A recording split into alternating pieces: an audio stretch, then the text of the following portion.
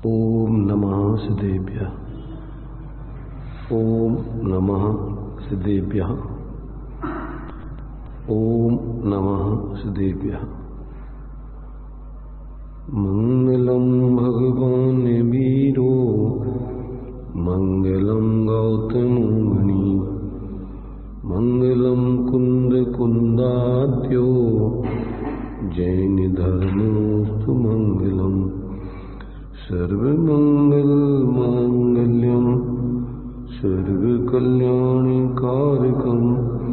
प्रधानम सर्वधर्माणां जैनं जयतु शासनम जैनं जयतु शासनम जीवम जीवं दवं जिणवरवशेन जैननीतं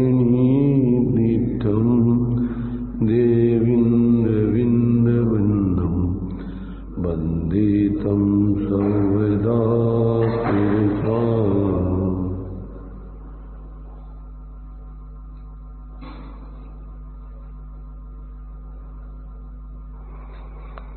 गाथा 47 चलेगी अपनी।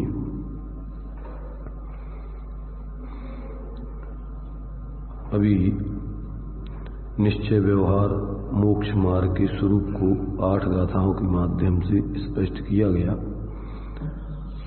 अब निश्चय व्यवहार मोक्ष मार्ग का कारण ध्यान है। उस ध्यान को जीवन में प्रकट करने की प्रेरणा अब आगे दी जा रही है। और वो ध्यान क्या है, ध्याने वाला ध्याता कौन है, किसको ध्याया जाता है, ऐसा ध्येय कौन है, और उस ध्यान के फल में क्या प्राप्त होता है, इन सब बातों को अब आगे क्रम से स्पष्ट किया जाएगा। तो ये दूसरा अंतराधिकार इस तीसरे महाधिकार के अंतर्गत चालू होता है। तो इसमें 12 गाथाएं हैं। 8 गाथाओं में पहले निश्चय व्यवहार मोक्ष मार्ग का स्वरूप सामान्य विशेष से बता दिया। अब यहाँ 12 गाथाओं में इन सब बातों को स्पष्ट किया जाएगा। ध्यान से संबंधित कैसे ध्यान होता है, कौन ध्यान करता है, और उस ध्यान किसका करता है, उसका क्या फल आता है, ये सब बातें यहाँ बहुत ही सम्यक प्रकार से आगम अध्यात्म को ध्यान में रखकर और स्पष्ट की जा रही है।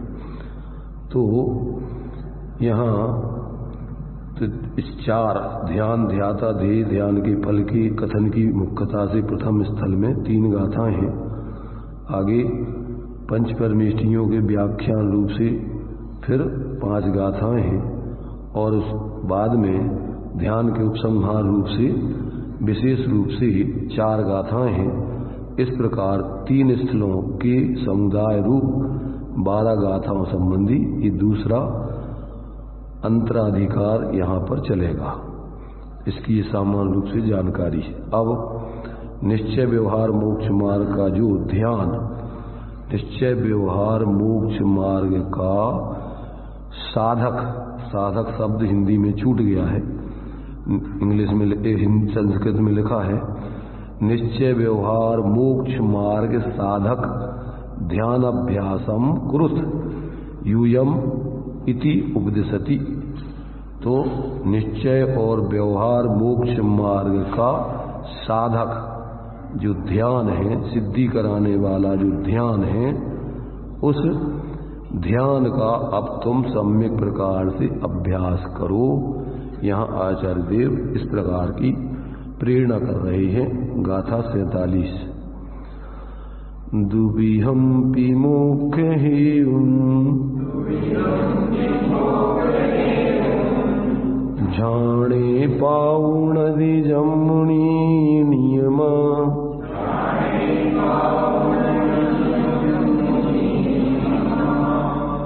तम्मापयत चित्ता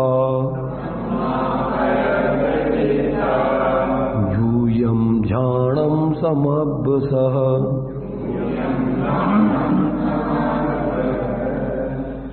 इनमें दो विध चारित मुनिराज, ध्यान योग पावे सुसमाज।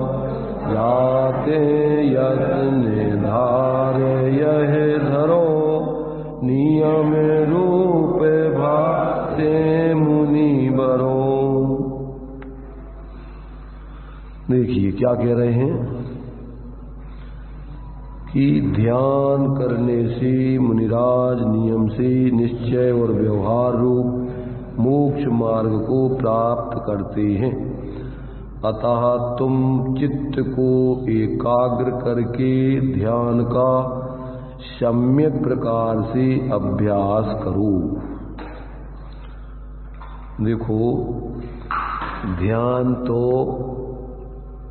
आचार्यों ने सामान्य रूप से 4 प्रकार के बतलाए। तो उसमें 4 प्रकार के ध्यानों में आर्त ध्यान, रौद्र ध्यान, धर्म ध्यान, शुक्ल ध्यान।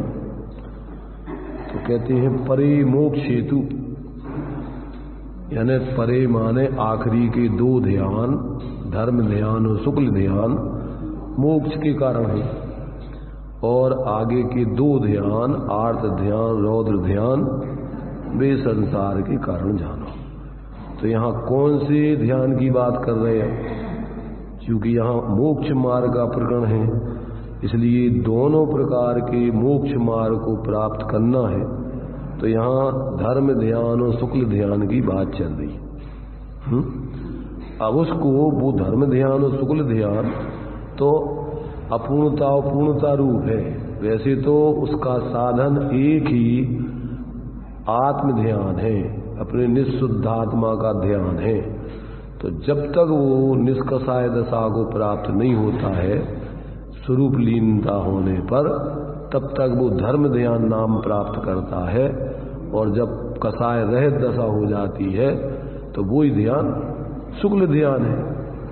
ध्यान तो एक आत्मा का ही है, परंतु पर्याय में उसकी क्रम क्रम से कषायों का अभाव स्वरूप ध्यान से जब होता है, उसी के बल से, स्वरूप ध्यान के बल से ही कषायों का मिथ्यात्व आदि का अभाव होता है।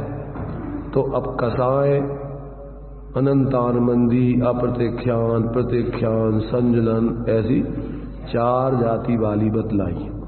तो अब उसमें अपने लिए जब स्वरूप का ध्यान प्रारंभ होता है तो उन कषायों का क्रम से अभाव चालू होता है और निष्कषाय दशा जीवन में प्रकट होती है।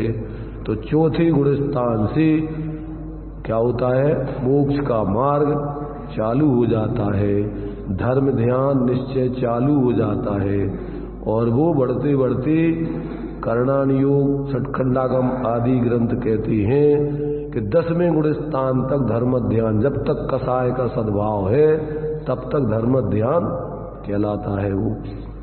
और जहां से कषाय रहित दशा हो गई वो शुक्ल ध्यान, शुक्ल माने बिल्कुल साफ निर्दोष कषाय रहे। तो 11वें 12वें आदि गुण स्थानों में शुक्ल ध्यान की सिद्धि की है। परंतु अध्यात्म ग्रंथ कहते हैं, अभी अपन ने पढ़ा था कि आगम में कर्म आदि की तरफ से कथन होता है, कर्मों के उपसम, 6 उपसम आदि की तरफ से, और अध्यात्म में आत्मा की तरफ से कथन होता है।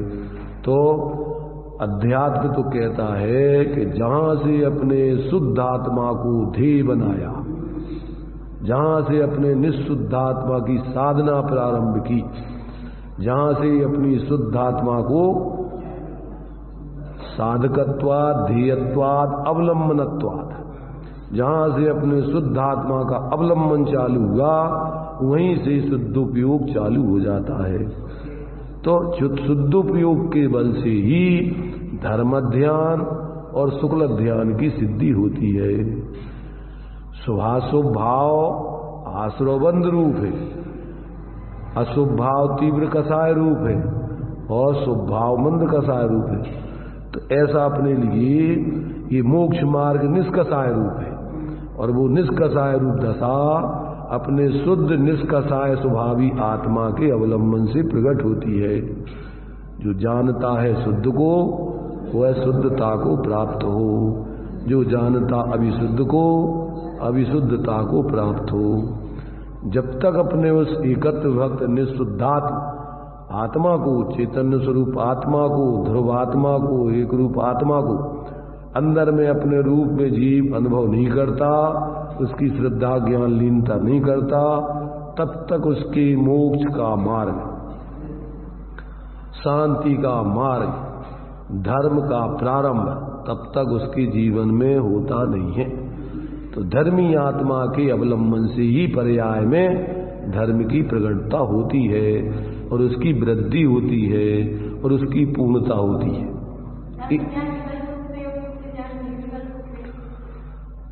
व्यवहार धर्म ध्यान सविकल्प रूप है, निश्चय धर्म ध्यान शुक्ल ध्यान सब निर्विकल्प रूप है।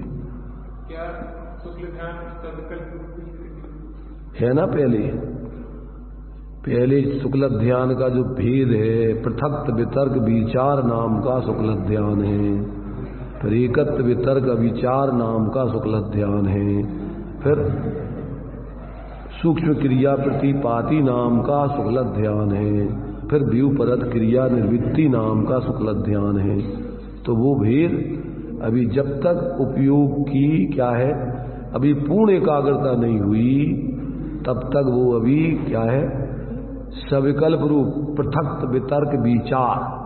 पृथक नाम भिन्नता का है, वितर्क नाम श्रुतज्ञान का है, वितर्क का श्रुतम तत्वार सूत्र में दिया है। तो वितर्क नाम श्रुतज्ञान का है और विचार नाम अर्थ व्यंजन योग संक्रांति का है। तो प्रथम शुक्ल ध्यान में अभी थोड़ी अस्थिरता चल रही है, अभी पूर्ण स्थिरता नहीं हुई। और दूसरे शुक्ल ध्यान में अब एकत्व वितर्क अविचार, वहां पूर्ण एकाग्रता खड़ी हो गई और उसी के बल से फिर क्या होगा कि पूर्ण मोह का क्षय होकर, ज्ञानावरण दर्शनावरण अंतराय का क्षय होकर और अरहंत दशा की, सर्वज्ञ दशा की प्राप्ति होती है। इसलिए संपूर्ण चिंताओं का निरोध, एकाग्र चिंता निरोधो ध्यानम अंतर्मुहूर्तात्। अंतर्मुहूर्त के लिए ऐसी दशा हो गई तो संपूर्ण कर्मों का, घातीय कर्मों का क्षय होकर और केवल ज्ञान दशा प्राप्त हो जाती है। फिर दो ध्यान तो योगों की अपेक्षा से है, वे उपयोग की अपेक्षा नहीं है। जब तक अभी योगों की चंचलता चल रही है स्थूल रूप में, तब तक अभी सूक्ष्म क्रिया प्रतिपाती तीसरा शुक्ल ध्यान नहीं होता है। 13वें गुणस्थान के अंत में जब योग सूक्ष्म हो जाते हैं तो सूक्ष्म क्रियाओं का प्रतिपात, गिरना, समाप्त होना चालू हो रहा है। और व्यूपरत क्रिया निवृत्ति, जहां 13वें गुणस्थान में योगों का बिल्कुल अभाव हो गया, वहां से चौथा शुक्ल ध्यान और उसके बाद अयोग दशा और आयु रिरी 5 रस अक्षर बराबर टाइम लगा और जीव का मोक्ष हो जाता है। ऐसी स्थिति जो है ये योगों की अपेक्षा अथवा उपयोग की, ज्ञान के गे से ज्ञानतर, शब्द से शब्दांतर, योग से योगांतर होने वाली अभी जब तक पूर्ण स्थिरता नहीं होती तब तक वो अभी शुक्ल ध्यान के पहले पाए में भी ऐसा ज्ञान का पलटाव होता रहता है। और जैसे ही ज्ञान अपने एक पर एकाग्र हुआ, वहीं संपूर्ण घातीय कर्मों का क्षय होकर और केवल ज्ञान मात्र आत्मा की दशा हो गई। अब वहां मोह राग द्वेष का पूर्ण अभाव हो गया। तो क्षीण मोह और फिर इसके बाद में ज्ञानावरण दर्शनावरण अंतराय का क्षय और अरहंत दशा की प्राप्ति, केवल ज्ञान दशा की प्राप्ति हो जाती है, अनंत चतुष्टय की प्राप्ति हो जाती है।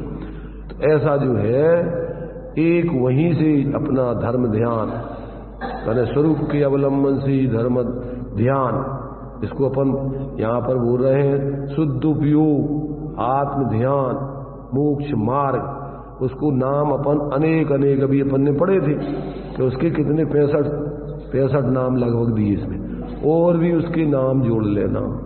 स्वरूप की भावना कहो, शुद्धोपयोग कहो, निश्चय मोक्ष मार्ग कहो, ऐसे अनेकों नाम उसके अपन ने पढ़े थे।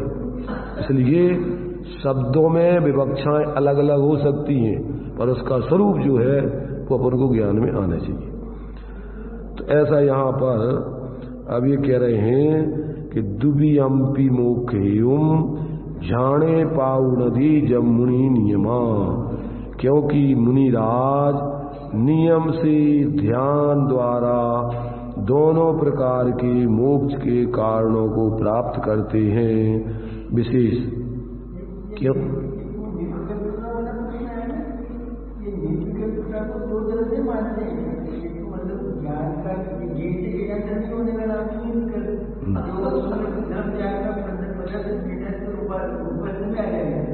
क्या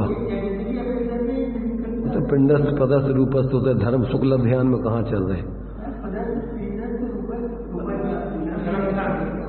नहीं, अभी क्या है कि ये सब अपन को बिना स्वरूप के ध्यान के ये सब नाम धर्म ध्यान प्राप्त नहीं करते। कितना भी पिंडस्थ पदस्थ रूपस्थ ध्यान करो, ये तो अपन को उस स्वरूप मिथ्यात्व के नाश होने पर फिर सविकल्प दशा में ये सब विचार चलते। निर्विकल्प दशा में तो चाहे वो चौथे वाला हो, पांचवें वाला हो, आगे के मुनिराज सप्तम आदि वाले हो, उस समय उनका कोई बाहर में ऐसा बुद्धिपूर्वक विकल्प नहीं चलता। अंदर में सहज ही उपयोग उनका बदलता रहता है और माने उसका लक्ष्य अपने एकत्व भक्त आत्मा पर ही रहता है, परंतु वो जो संस्कार है वो इस प्रकार से ज्ञान में बड़े उपयोग में चलते रहते हैं। कसाय अलग चीज है और ज्ञान का उपयोग का बदलाव अलग चीज है। तो वो जो है अपनी स्वरूप की एकाग्रता होने पर कसायों का अभाव हो रहा है, वो वीतराग दशा, परंतु अपना उपयोग अभी अपना जो है ज्ञान उपयोग, दर्शनोपयोग और साथ में वो चारित्र की भी स्थिरता, वो अपने निःशुद्धात्मा के पूर्वक ही, और फिर इसके बाद में ये सारे भेद प्रभेद समझे जाते। और ये बुद्धि पूर्वक भी जब स्वरूप की परिणति प्रकट हो गई तो फिर सविकल्प दशा में 3 चौगड़ी कसाय के तीव्रोदय में, 2 चौगड़ी कसाय के तीव्रोदय में, 1 चौगड़ी कसाय के तीव्रोदय में, ये सब विकल्प चलते हैं। परंतु ध्यान जिस समय स्वरूप अनुभव होता है उस समय चाहे चौथे गुण स्थान वाला हो, चाहे 5वें गुण स्थान वाला हो और चाहे मुनिराज 7वें गुण स्थान वाला, उनका लक्ष्य अपने उस एकत्र भक्त स्वरूप पर ही होकर के ऐसे निर्विकल्प ध्यान की सिद्धि होती है। वहां बुद्धि पूर्वक कोई विकल्प नहीं किए जाते हैं, एकमात्र अपना वो एकत्र भक्त आत्मा ही ध्यान का विषय, ध्येय, लक्ष्य, आश्रय होता है। ऐसा अपन को समझना चाहिए। तो उसी बात को यहाँ पर आचार्य देव विशेष रूप से स्पष्ट कर रहे हैं कि क्योंकि निश्चय रत्नत्रय स्वरूप निश्चय मोक्ष हेतु, निश्चय रत्नत्रय स्वरूप कहो या निश्चय मोक्ष का हेतु या कारण कहो, अर्थात उसका भाव क्या कि निश्चय मोक्ष मार्ग और व्यवहार रत्नत्रयात्मक व्यवहार मोक्ष हेतु, अर्थात व्यवहार मोक्ष मार्ग जिसका साध्य साधक भाव से पहले कथन किया गया है, दोनों साथ रहते हैं। अतः सहचारी, सहकारी, निमित्त, साधन, ये सब परस्पर में उन पर कहा जाता है, ऐसा समझना चाहिए। देखो, कथन की विवक्षाएं अनेक होती हैं।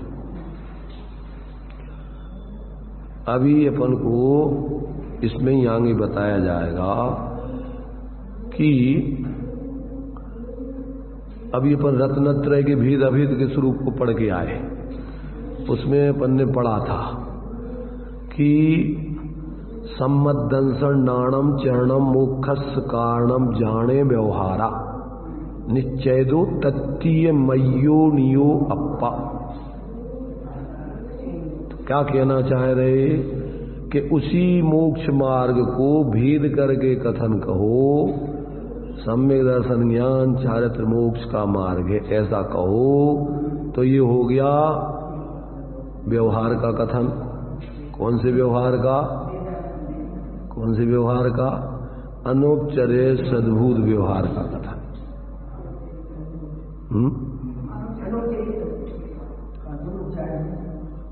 अब निश्चय से कहो तो उन तीन में एक शुद्धात्मा, एक आत्मा ही मोक्ष का मार्ग है। व्यवहार से तीन है। जैसे अमृत धारा व्यवहार से कहो तो तीन रूप है। क्या क्या है?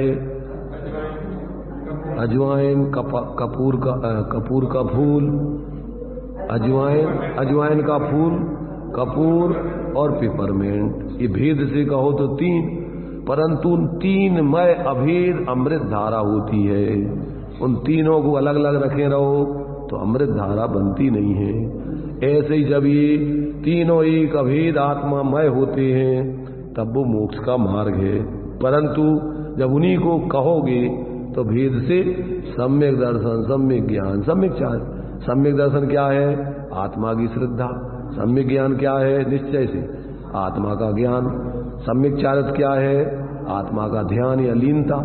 और अभेद से कहो तो एक आत्मा ही है। उन तीन में एक आत्मा ही मोक्ष का मार्ग है। तो जैसे उन तीनों में अमृत धारा उन तीनों का समूह है, अलग अलग अमृत धारा नहीं है। पर अपन व्यवहार से कहोगे कि क्या है ये अमृत धारा, तो कहेंगे कि कपूर, अजवान का फूल और पेपरमेंट। तो तीन अलग अलग है कि उन तीन में एक अमृत धारा है। भेद से समझो तो तीन भेद भी कहे जाएंगे, और अभेद से कहो तो उन तीन में एक अमृत धारा है। इसलिए ये तो कथन का भेद हुआ। अब इसमें साथ में जो सहचरभूत व्यवहार होता है उस पर भी आरोप जब ही आता है व्यवहार का कि जब जीव, अभी अपन ने व्यवहार से चारित्र का स्वरूप पढ़ा था। क्या पढ़ा था? असुहादो विण वित्ती सुहेप वित्ती अजान चारितम बद समिति गुत्ति रूपम व्यवहार नयादु जिण भड़ियम। अब अंदर में जो श्रद्धा ज्ञान लीनता रूप निश्चय मोक्ष मार्ग चल रहा है, अब जब तक पूर्णता नहीं हुई तो मुनिराज की भूमिका में 28 मूल, 5 महाव्रत, 5 समिति, 3 गुप्ती रूप प्रवृत्ति बाहर में चलेगी। तो वो व्यवहार मोक्ष मार्ग है और निश्चय व्यवहार का ऐसे ही सुमेल है। अगर 3 चौकड़ी कसाय के अभावजन्य वीतरागता की साधना करना है तो बाहर में 5 महाव्रत, 5 समिति, 3 गुप्ती रूप व्यवहार आचरण होगा ही होगा।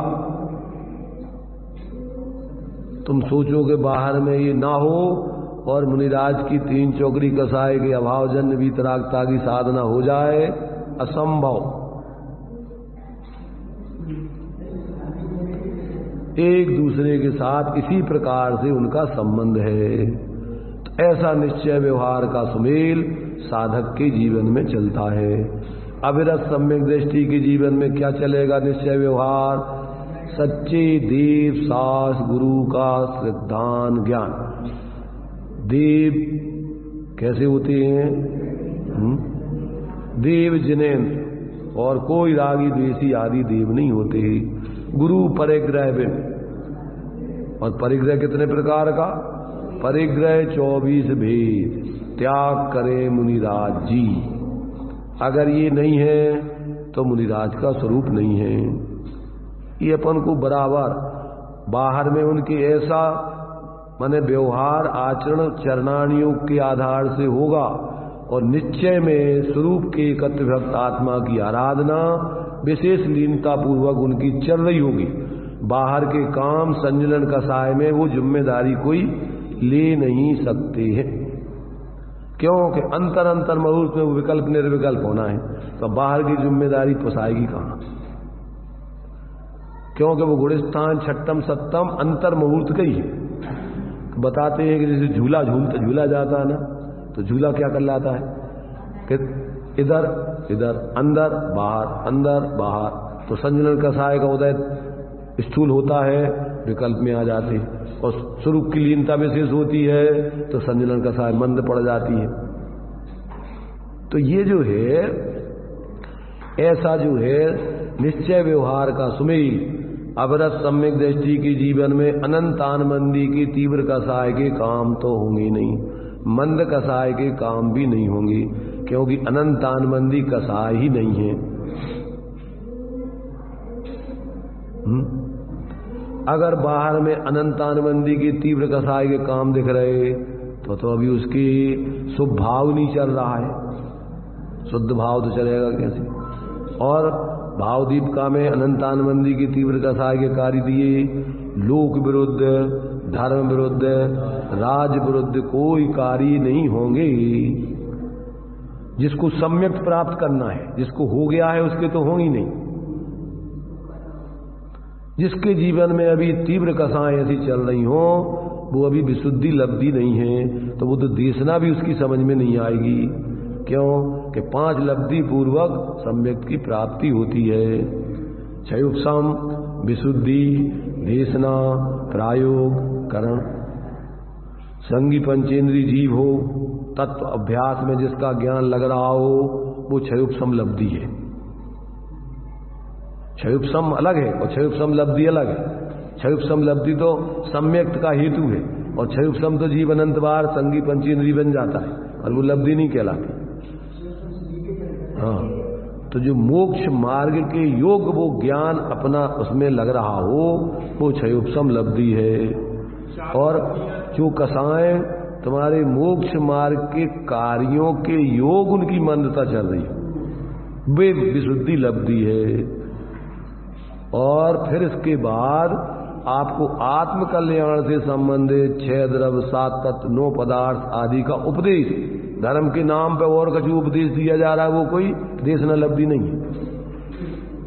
सम्यक तो सब तत्ववार सिद्धांत से होना है, तो तत्वों का स्वरूप, पदार्थों का स्वरूप समझाया जा रहा हो, उसका नाम देशना लब्धि है।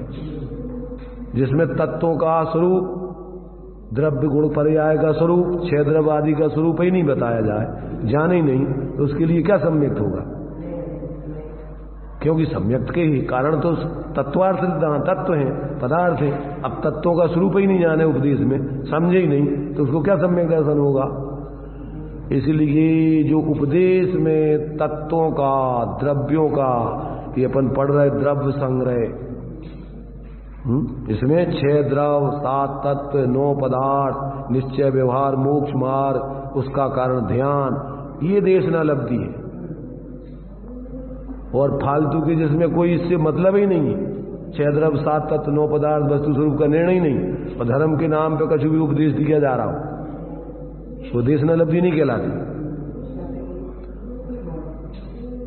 इसलिए अपन को समझ लेना कि जब तक ये सब बातें अपन को पूर्व में ज्ञान में नहीं आएंगी, तब तक ध्यान किसका करोगे और मोक्ष सम्यक दर्शन आदि की प्राप्ति कैसे होगी।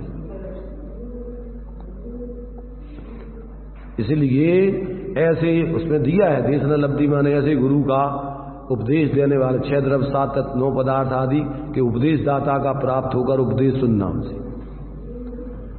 और इसके बाद फिर उस पर निर्णय करना कि ये स्वा है, माने उन 6 द्रव्य, 7 तत्वों में से स्वपर का भेद विज्ञान करना बुद्धिपूर्वक, और हे उपादेय तत्वों का निर्णय करना। ये पराश्रय के भाव, आश्रय बंध के भाव, ये दुख रूप है, संसार के कारण है, और ये स्वाश्रय से संबंध निद्र आदि के भाव, ये सुख रूप है, सुख के कारण है। ऐसा निर्णय करना, और फिर स्वाश्रय को ग्रहण करने के लिए इन सबको निर्णय करके अंदर में पुरुषार्थ जागृत होना, ये प्रायोग लब्धि है।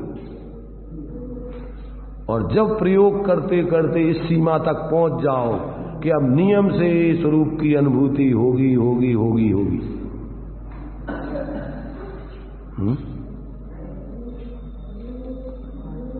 तो क्या होगा उसमें? फिर क्या होगा? कि परिणति में अपने द्रव्य स्वभाव का संगम होगा, सानिध्य होगा। और उसी समय जो अपन ने अभी पढ़ा कि मिथ्यात्व का उपशम, सात प्रकृतियों का मिथ्यात्व, अनंतानंदी आदि का उपशम, छह उपशम होकर और जीव को आत्मा की अनुभूति, ऐसी निःशुद्धात्मा के अनुभव से ऐसा सुखामृत रसपान, सहज आनंद, ज्ञानानंद, सहजानंद, परमानंद, आत्मानंद उसके अनुभव में आएगा। ज्ञानानंद सुधारस उमगे, घट अंतर न समावे। जब निज आत्म अनुभव आवे तब और कछु आत्मा का अनुभव हो जाने के बाद फिर संसार शरीर भोगों की हेपन आ जाएगा उसकी। अभी प्रवृत्ति नहीं छूटेगी, प्रवृत्ति तो आगे गुणस्थान जैसे जैसे बढ़ते जाएंगे तब छूट, पर हेपना, उनमें हित बुद्धि खत्म, सुख बुद्धि खत्म, आत्म बुद्धि खत्म, ये आ जाएगा। अभी अपन ने सम्यक दर्शन के प्रकरण में पढ़ा पहली प्रथमा आदि में, तो उसको ऐसे संसार शरीर भोगों में हे बुद्धि चालू हो जाती है। जब अंदर में अपने आत्मा के आश्रय से प्रकट होने वाला अतीन्द्रिय सहज आनंद सुख प्राप्त होता है, तो अब इनमें पराश्रित परिणाम जो दुख रूप है, जिनमें सुख नहीं है, उनमें ही पन आ जाता है। वास्तव में आश्रव दुखकार घनेरे, ये आश्रव दुख रूप है, दुख को देने वाले, उनमें कोई उसकी अब धर्म बुद्धि, सुख बुद्धि, हित बुद्धि कुछ नहीं होती। तो ऐसा अपने लिए ये सब चीजें ज्ञान में जिसकी पहले निर्णय के तल पे आवे और फिर स्वरूप अनुभव के तल पर सहज ही ज्ञान में ये सब निर्णय उसके चले। तो ऐसा जो है यहां पर कहते कि निश्चय रत्नत्रय स्वरूप, निश्चय मोक्ष हेतु अर्थात निश्चय मोक्ष मार्ग और व्यवहार रत्नत्रयात्मक व्यवहार मोक्ष हेतु अर्थात व्यवहार मोक्ष मार्ग, जिसका साध्य साधक भाव रूप से पहले कथन किया है, सहचरभूत और पूर्वचरभूत। पूर्वचर ऐसा तत्वों का निर्णय, द्रव्यों का निर्णय, ये आपके इस निश्चय मोक्ष मार्ग का साधक है। अगर ऐसा निर्णय नहीं होगा तो आत्मा ऐसा स्वरूप ध्यान वाला निश्चय मोक्ष मार्ग प्रकट ही नहीं होगा।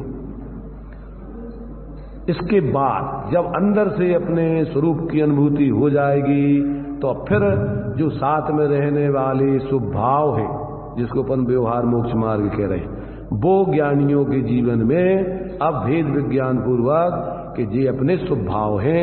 अब ये चूंकि जब तक पूर्ण मोक्ष नहीं होगा तब तक प्रगट कसायों के साथ विवेक पूर्वक ऐसी सुप्रवृत्ति चलेगी। श्रावक के एक देश व्रत आदि, मुनिराजों के महाव्रत आदि, ये साथ में प्रगट रहने वाली कसाय में ये विवेक पूर्वक के भाव चलेंगे, वे पुण्य बंध के कारण है। और साथ में रहने वाली वीतराग परिणति वो कर्मों का संवर निद्रा रूप मोक्ष मार्ग है निश्चय से। ऐसे ही सुमेल है ये साधकों के जीवन में।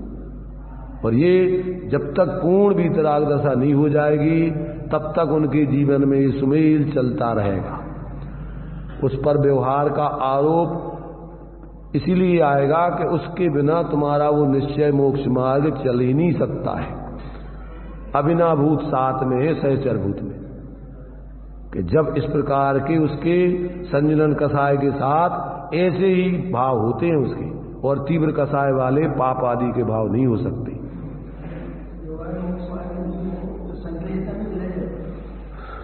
उस संकलेशता कहो या मंद कसाय भी कहो, नौवें गृह तक, तो वो फिर मोक्ष मार्ग बनता नहीं है। मंद कसाय अलग है और निष्कसायपन अलग है। मोक्ष कसाय में मंद कसाय नहीं माना जाता है। मंद कसाय होती है, ये बात अलग है, परंतु मंद कसाय को वो मोक्ष मार्ग नहीं जानता।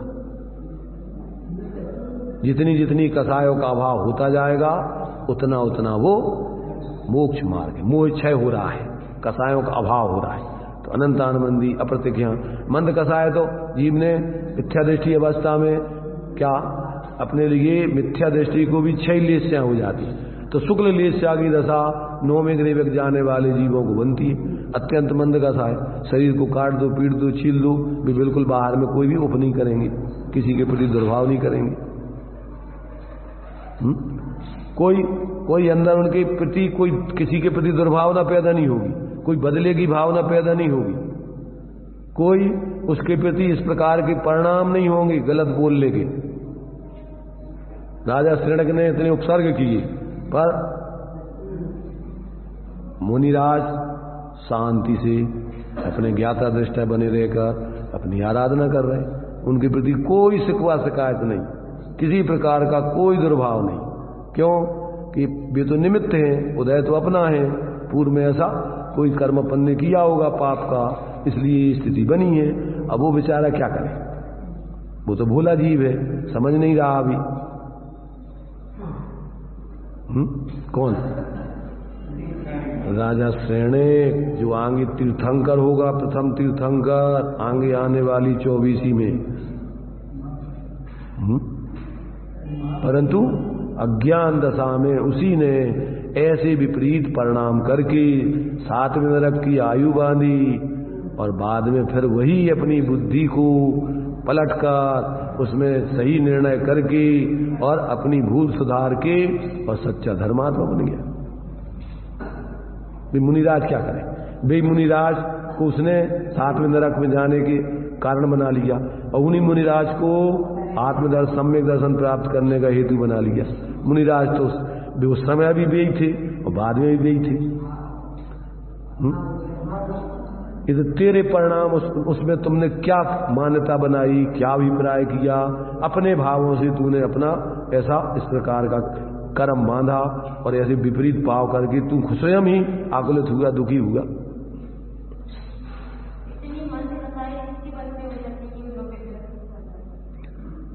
व्यवहार धर्म के बल पे हम मुनि हैं, और पूर्व में जो अपन ने कर्म किए हैं वे सब उदय में आते हैं, और मुनिराजों को क्या करना चाहिए? परिचय आदि सहन करना चाहिए, उपसर्ग आदि सहन करना चाहिए। तो ऐसे अपने व्यवहार धर्म के आधार पर लक्ष्य से उन्होंने उन सब कसायों में, उन कर्म के तीव्र उदय आदि में किसी प्रकार से तीव्र कसाय नहीं की, परंतु स्वरूप का अनुभव ना करके, स्वरूप का आश्रय ना करके, व्यवहार में हम मुनि हैं तो मुनिराज उपसर्ग परिचय आदि सहन करेंगे तो कर्मों की निर्जरा होती है। क्योंकि कर्मों की निर्जरा का कारण क्या बताया? तपसा निर्जरा बतलाया, अथवा कितने निर्जरा के कारण बतलाए? गुप्ति, समिति, धर्म, अनुप्रेक्षा, परिचय, जय, चार, ये सब निसंबर निर्जरा के कारण है। तो इस आधार पर वो बाहर में कसाय नहीं करते। तो व्यवहार धर्म भी जिसके जीवन में धर्म बुद्धि व्यवहार में आ जाए तो भी बाहर में वो ऐसे कार्य गलत नहीं करता। निश्चय धर्म प्रकट हो जाने पर तो उसकी कसाई नहीं है, तो जाति के कार्य करे कौन? पर व्यवहार धर्म में भी प्रवृत्ति मान्यता आ जाए कि भैया ऐसे भाव करेंगे तो पाप बनेगा, और हमने जो किया था वही तो उदय आया, अब दूसरा कोई क्या करे?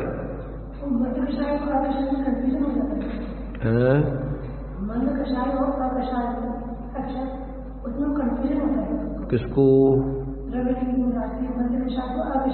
द्रव्यलिंगी क्या मिथ्या दृष्टियों को ऐसा कंफ्यूजन हो सकता है, जरूरी नहीं है। क्योंकि जिसको सम्यक प्राप्त करना है, अगर कंफ्यूजन रहेगा तो वो सम्यक के सन्मुख नहीं हो पाएगा। तो वो कंफ्यूजन हो सकता है किसको? कि जो सही तरीके से तत्व निर्णय ना करके और ऊपर ऊपर से तत्व निर्णय कर ले, बाहर में देख ले, मान ले, तो उसको कंफ्यूजन हो सकता है। ऐसे ही तो वो कर रहा है, ऐसे ही अपन कर रहे हैं, अपन में क्या अंतर है? तो जब तक उसको सच्चे अर्थों में तत्व निर्णय और स्वरूप अनुभव नहीं हो, तब तक उसको कंफ्यूजन होने के चांस है।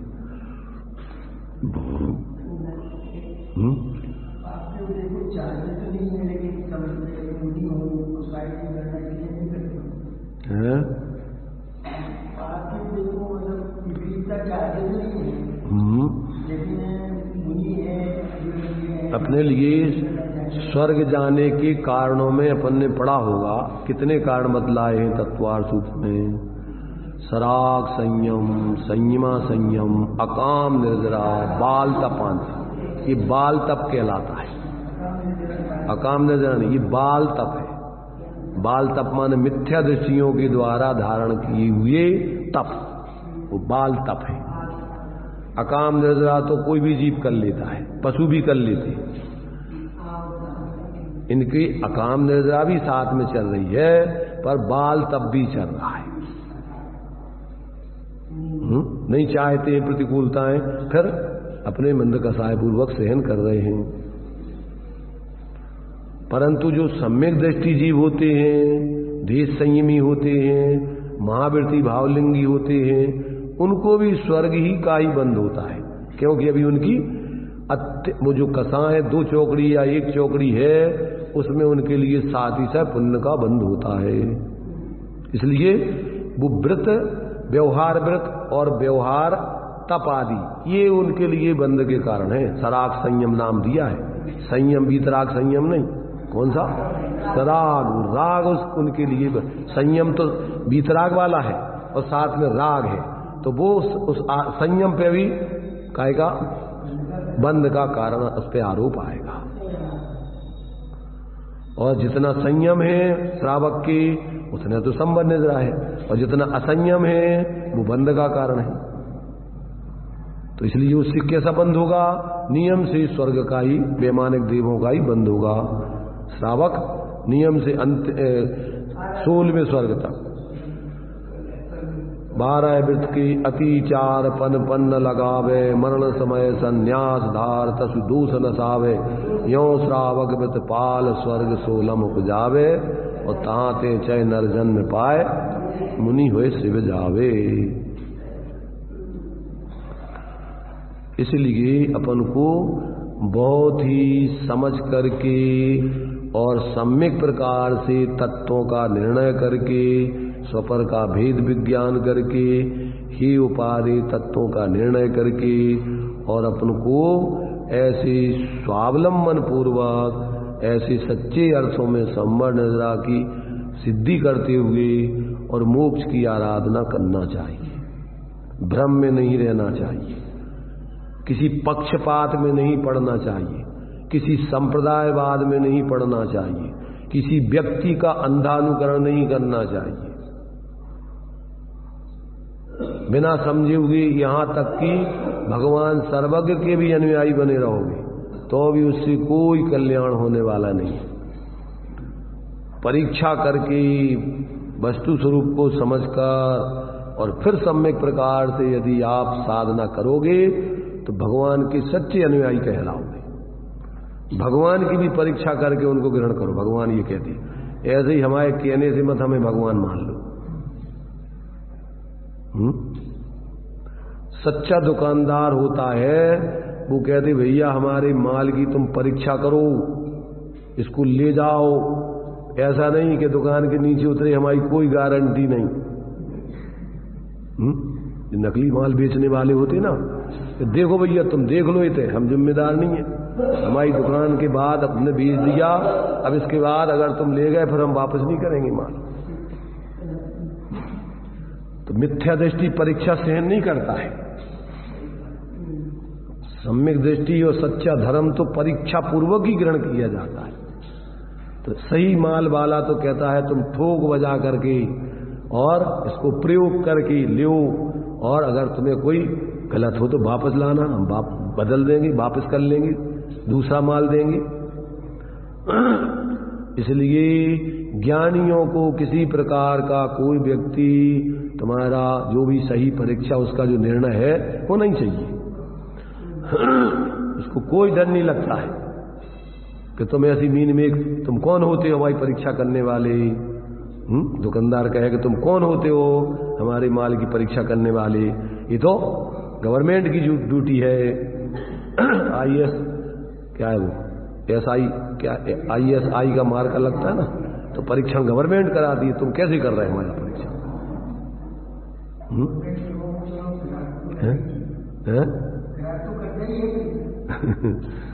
नकली तुमने छापा लगा लिया कहीं ISI का। इसलिए यहां तो पूरा ठोक बजा करके ज्ञान में तत्वों का सम्यक निर्णय करके अनुभव करके माल को ले जाओ, पहनो अभी 2 4 8 10 दिन, इसके बाद बताना, गड़बड़ हो तो लाना। इसलिए हम जो कह रहे हैं, आचार्य कह रहे हैं, इसको तुम स्वयं अनुभव करके देखो। अगर तुम्हें इसमें आनंद आवे, मजा आवे, तो समझ लेना कि हाँ सही है, ग्रहण कर लेना। और तुम्हें अगर इसमें मजा नहीं आवे तो तुम्हें जो मर्जी आए जो करना, छोड़ देना इसको। पर आज तक तो कोई ऐसी उलाहना देने वाला आया नहीं है।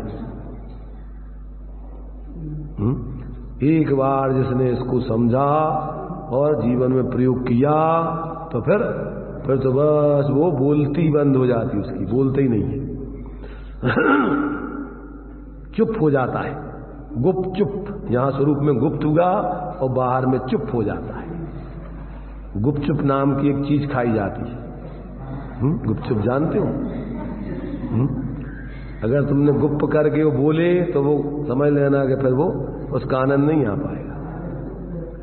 ऐसे ही स्वरूप में गुप्त होने वाला तो चुप होकर के उसकी साधना करना ही सार्थक है। तो ये तो गुपचुप का मार्ग है। जैसे गुपचुप का आनंद लेना है तो चुप होकर के और अपने उसको खाओ। नीरज जानते हो गुपचुप? नहीं जानते? गुपचुप नहीं जानते? फुल्की बनती है ना, फुल्की नहीं जानते? पानी भर के, पानी का बतासा बोलते जिनको। पानी का बतासा नहीं जानते? नहीं, उसी का नाम है गुपचुप। गुप्त और चुप। अंदर मुंह में गुप्त और बाहर में चुप।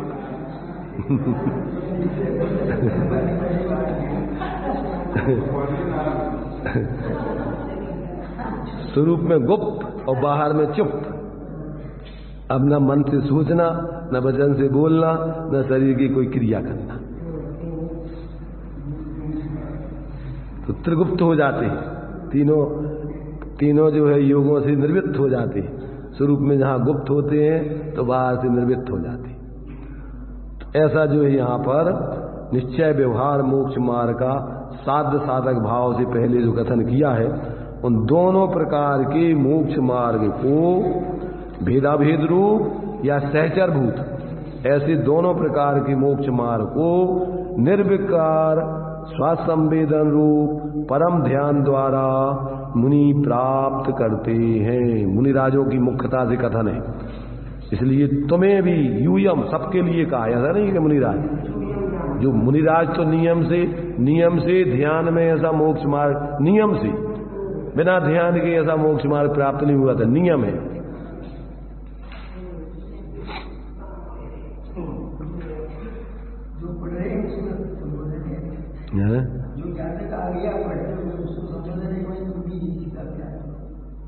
नहीं, जो पढ़ रहे हो या जो नहीं पढ़ रहे हो, सभी के लिए सामान्य से स्वरूप बता रहे आचार्य। मोक्ष का मार्ग यही है। जो भी पढ़े, जब भी पढ़े, समझे तो ये के अलावा कोई मार्ग नहीं है। एक हुई त्रय काल में परमारथ को पंथ। ऐसा पक्षपात थोड़ी है, जो पढ़ रहे उन्हीं को है, बाकी लोग जो नहीं पढ़ रहे उनके लिए ऐसा मोक्ष मार्ग है। अरे समझेगा, पर अभी नहीं समझ रहा है तो बाकी बाद में उसके लिए नहीं है क्या यही मार्ग? ये तो उस समय लिख के गए, ये तो त्रैकालिक, तीनों कालों के जीवों को लिख के गए। सार्वकालिक मार्ग है ये तो, सार्वजनीन मार्ग है ये तो, सार्वभौमिक मार्ग है ये तो।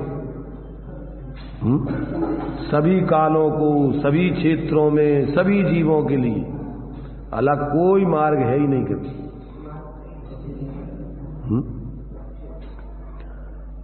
ऐसे इस मोक्ष के मार्ग को आचार्य देव यहां पर उद्घाटित कर रहे हैं। कि अगर तुम्हारे लिए शांति का मार्ग प्रकट करना है, प्राप्त करना है, तो स्वरूप गुप्त होकर के ध्यान करो, तो उससे ही तुम्हें ये दोनों प्रकार के मोक्ष मार्ग प्रकट हो जाएंगे। नियम पूर्वक स्वरूप ध्यान में नियम से दोनों प्रकार के मोक्ष मार्ग, भेदा भेद रूप अथवा निश्चय व्यवहार रूप। तो ये कहते हैं कि निर्विकार स्वसंवेदन रूप परम ध्यान द्वारा मुनि प्राप्त करते हैं। कैसा है स्वरूप? निर्विकार।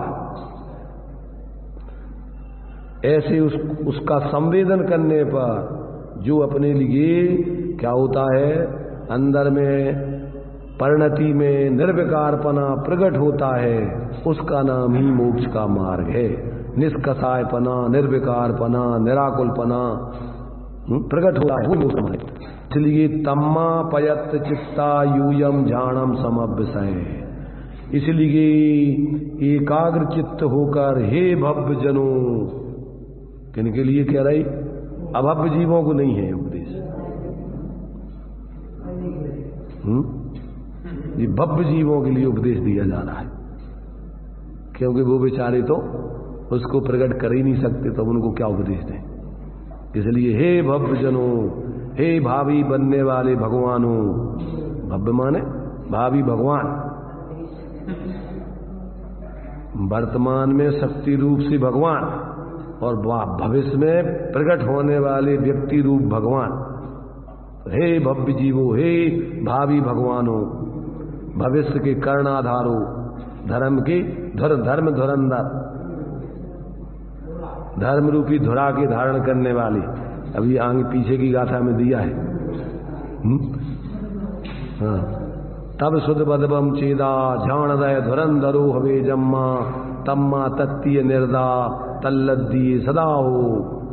धर्म रूपी धुरा को धारण करने वाले धर्म धुरंधर।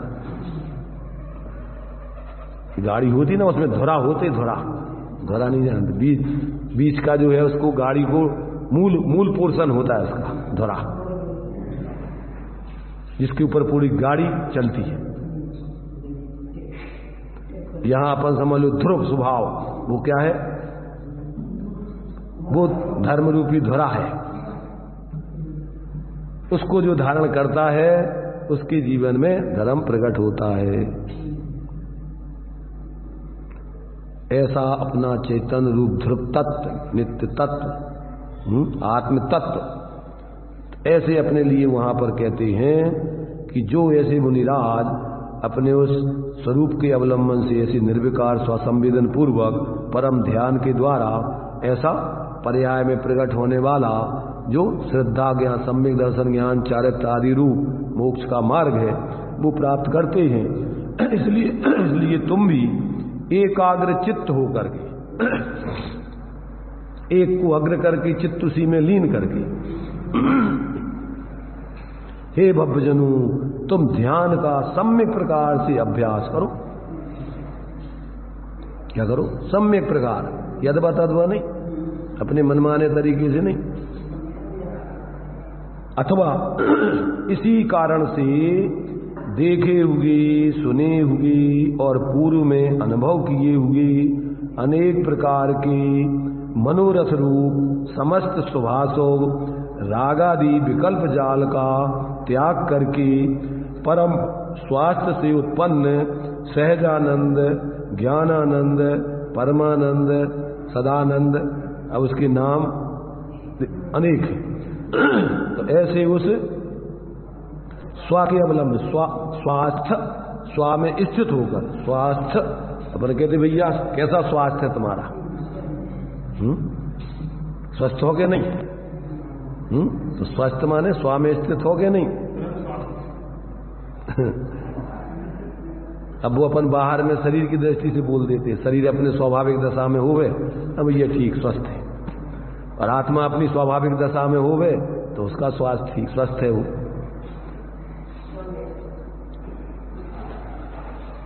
तो इस प्रकार से जो अपन दूसरे रूप में बोलते ना, कोई कहे भैया क्या हाल है, अमन चैन है।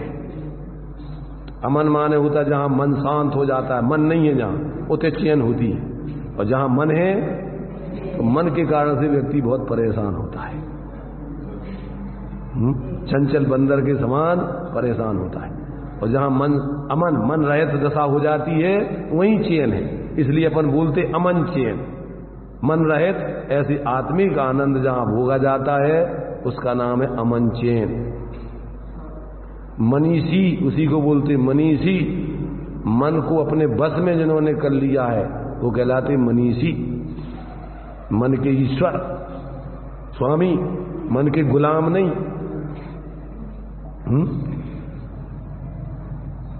ताशों में एक होता है बादशाह, एक होती बेगम, एक होता गुलाम।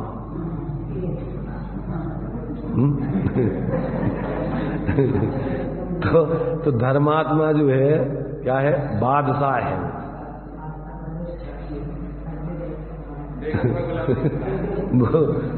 वो गुलाम नहीं है किसी का। तो यहां पर अपने लिए कह रहे आचार्य देव कि भाई ये सब तुमने जो कुछ भी पहले जाने देखे भोगे सुने हैं वो सब स्वभाव विकल्प के कारणभूत ऐसे सुत परिचिदान भूदा सब्बस्वी काम भोग बंद कथा संबंधी विकल्पों को सुभाषो रागादि विकल्प जाल का त्याग करके परम स्वास्थ्य से उत्पन्न अरे अपने उस शुद्धात्म तत्व में स्थित होने से उत्पन्न ऐसा जो सहजानंद, ज्ञानानंद, परमानंद, आत्मानंद जिसका एक लक्षण है, ऐसे सुखरूपी अमृत के इस रसस्वाद के अनुभव में स्थिर होकर तुम ध्यान का अभ्यास करो। किनसे कह रहे? भव्य जीवों से कह रहे, जिनको अपना परम सुख चाहिए। यदि मोक्ष की है कामना तो जीव नरक को जानिए, उसी से प्रीति करके पहचानिए, उसका अनुसरण कीजिए। तो वैसे तो आचार्यों ने बहुत ही सरल सहज करके सब बातें लिखी हैं, कोई कठिन नहीं है ये बात है। सभी संगी पंचेंद्रीय जीव अगर निष्पक्ष होकर के इन सबको समझना चाहें तो इसमें कोई लड़ाई झगड़े का काम नहीं है, कोई पक्षपात नहीं है, कोई पार्टी बंदी नहीं है, कोई मेरा तेरा नहीं है। ये सब जीवों का स्वभाव है सहज, और सब जीवों के लिए कल्याणकारी है, जीव मात्र के लिए। इसमें कोई संप्रदाय विशेष की चर्चा नहीं है। ये तो यथार्थ धर्म की चर्चा चल रही है जो भगवान जिनेन्द्र के द्वारा आई हुई है। जिनुक्तम, जिनेन्द्र भगवान के द्वारा उक्त है। ये कोई किसी व्यक्ति विशेष की नहीं, किसी पार्टी विशेष की नहीं, ये किसी संप्रदाय विशेष की नहीं, ये तो सब जीव मात्र के कल्याण की बात चल रही है। यदि जीव मात्र अपनी मूर्ताओं को छोड़ के अपनी दुर्वासनाओं को त्याग कर यदि सम्यक प्रकार से इसको सुने समझे अनुभव करे तो उसके जीवन में ऐसा सहजानंद परमानंद प्रकट होकर के सच्चा धर्म का धारी, धर्म धुरंधर बन जाए। फिर वो किसी के चक्कर में नहीं पड़ेगा। धर्म धुरंधर, फिर धुरंधर आदमी किसी के चक्कर में नहीं पड़ता है। तो इस प्रकार से इस 47वीं गाथा में आचार्य देव ने अपने लिए बहुत ही सुंदर तरीके से जो पहले अभी निश्चय व्यवहार मोक्ष मार्ग का स्वरूप बताया है उसकी सिद्धि का उपाय यहाँ पर बताया कि उसकी सिद्धि इस प्रकार होती है। अगर तुम उस निश्चय व्यवहार मोक्ष मार्ग की सिद्धि करना चाहते हो तो ऐसे अपने स्वरूप का ध्यान करो। सभी प्रकार के अब आगे बताएंगे कि वो ध्यान कैसे होता है, तो आगे की गाथाओं में उसको भी स्पष्ट करेंगे कि वो ध्यान किस तरीके से होता है, वो ध्यान को धारण करने वाला ध्याता कैसे होता है, किसका कैसे ध्यान करता है, फिर उसका फल क्या आता है, ये सब आगे 3 गाथाओं में स्पष्ट करना है। तो अभी अपना जो है इस 47 गाथा का संक्षेप रूप में अपन ने जो लिखा हुआ है उसके बारे में थोड़ा विचार किया है, और भी अपन इसके बारे में विचार करना गहराई से, और विचार ही नहीं करना, विचार करते रहोगे तो विचार ही बने रहोगे। इसलिए विचार तो करना, परंतु विचार करके और फिर निर्विकल्प दशा स्वरूप अवलंबन से निर्विचार दशा, निर्विकल्प दशा प्रकट करके और फिर वास्तव में सच्चे धर्मात्मा बन करके और बेचारे, बेचारे बोलते ना अपन, बेचारे, बेचारे का क्या अर्थ होता है? सुखी होने का जिसके पास, जैसे जानवरों के पास खाने को घास नहीं होता ना, चारा, घास को बोलते, तो वे क्या है, चारा रहे थे, दुखी है बेचारे, भूखे। ऐसे जिनको सुखी होने का कोई चारा माने उपाय नहीं दिखाई दे रहा हो, ऐसे जीव बेचारे कहलाते हैं। साधन से रहित, उपाय से रहित ऐसे बेचारे लोग हैं, भटकते फिरते हैं इधर उधर। और जिनको अपना स्वरूप का चारा मिल गया है, साधन मिल गया है, वे बेचारे नहीं हैं।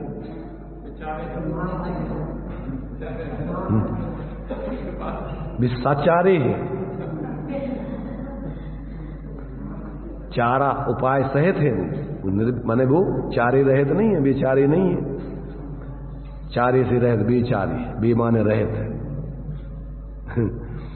तो इस प्रकार से ये अपन को इस 47वीं गाथा के संबंध में थोड़ा अपन को सभी तरीके से बार बार विचार, अभ्यास, निर्णय और प्रयोग करना चाहिए, तभी अपना ये जीवन वास्तव में सफल होगा, आचार्यों का उपदेश सार्थक होगा और अपने जीवन की सफलता होगी।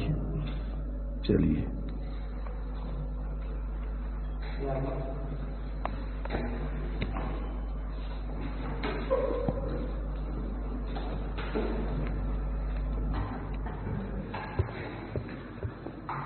आनंद के झरने झरते प्रदेशों से निज ध्यान जब धरते हैं, मोह रिपुक्षण में तब नष्ट हो जाता, श्रेणी जब चढ़ते हैं। अंतर मुहूर्त में ही जिनने अनंत चतुष्टय धारा है, अंतर मुहूर्त में ही जिनने अनंत चतुष्टय धारा है, दिगंबर वेश न्यारा है, निर्ग्रंथों का मार्ग हमको प्राणों से भी प्यारा है, निर्ग्रंथों का। उसी ध्यान की चर्चा है जिस ध्यान में आनंद के झरने झरते हैं, चाहे वह श्रावक हो चाहे साधु, उस आनंद के अतिरेक में ही वह आगे बढ़ते हुए, श्रेणी चढ़ते हुए समस्त कर्मों का भाव करके मोक्ष प्राप्त करता है। दुभियम्पि मोक्ष हेयुम झाणे पावणदी जम मुनिणीयमा तम्हा पयत चित्ता यूयम झाणम समब्बस है। यहाँ 20 गाथाओं द्वारा तीसरे अधिकार के अंतर्गत चर्चा है, जिसमें 8 गाथाओं में निश्चय व्यवहार मोक्ष मार्ग की चर्चा हुई है। अब 12 गाथाओं में ध्यान, ध्याता, ध्येय और ध्यान का फल। यहाँ यह कह रहे हैं कि दोनों प्रकार का मोक्ष मार्ग ध्यान में ही प्राप्त होता है। इसलिए तुम सभी को, मुनिराज और श्रावक का भेद नहीं है, जिसको भी ध्यान करना है स्वरूप का, उसको क्या करना चाहिए? निश्चय व्यवहार रत्नत्रय को प्राप्त करने के लिए ध्यान का अभ्यास करना चाहिए। हम सभी उसी रत्नत्रय को प्राप्त करें।